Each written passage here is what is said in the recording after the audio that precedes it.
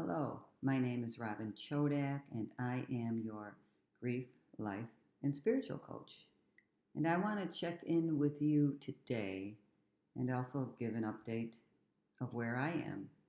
It's quite interesting that now that I'm making YouTube videos, I am with you processing my grief. When I started my YouTube channel several years ago, guess what?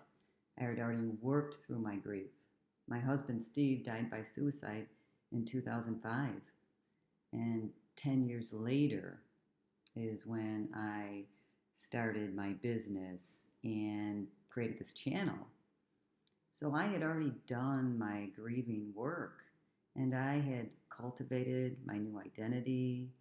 I found new purpose. I found new love. Everything was new, and life was really good. And I was making those videos for you based on what I had been through. Well, now I'm making these videos for you based on what I am in. And if you follow me, you know that I suddenly lost my husband, Jerry. It would be 10 months ago today, right in this home where I am. I woke up and he had passed. Complete shock to myself. And so here I am processing my grief once again. And I'll tell you, I'm in a much better place now than I was a few months ago, and then a few months prior, and a few months prior.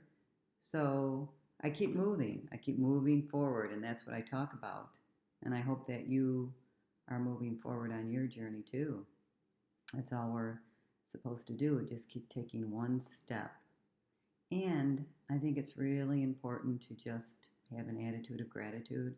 So if you look around, if you can see the greenery in my backyard, I love to be in nature. I talk a lot about it. I talk how healing it is. If you can spend some time in nature, just be outside. And I know we want to be outside because we've been cooped up during this crazy COVID-19 pandemic, which, by the way, has added more complications to our grief, right? The isolation and so forth.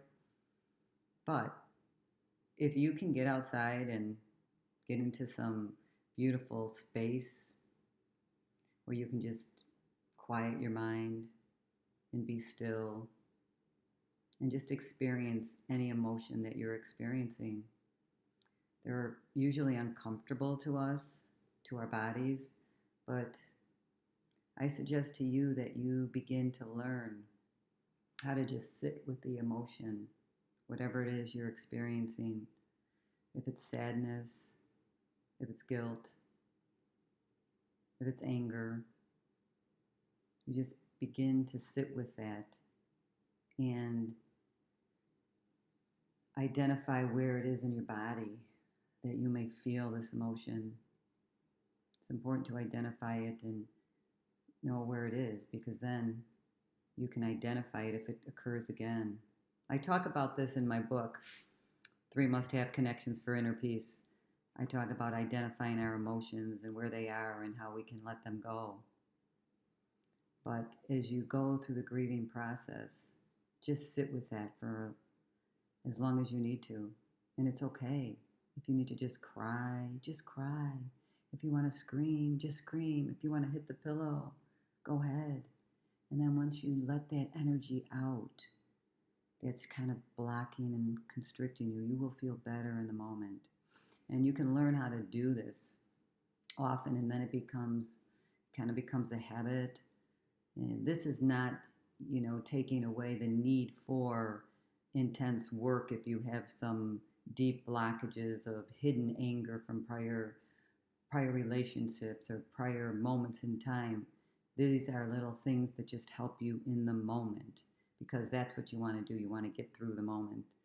But I am an advocate of really going deeper into your subconscious mind and into your soul to find out what those restrictions are, what those blockages are that are holding you back. Because even in the deepest grief, we are meant to still move forward and live and love our life. I know this. I've been there. And I know that life is good right now in this very moment because I am living, breathing.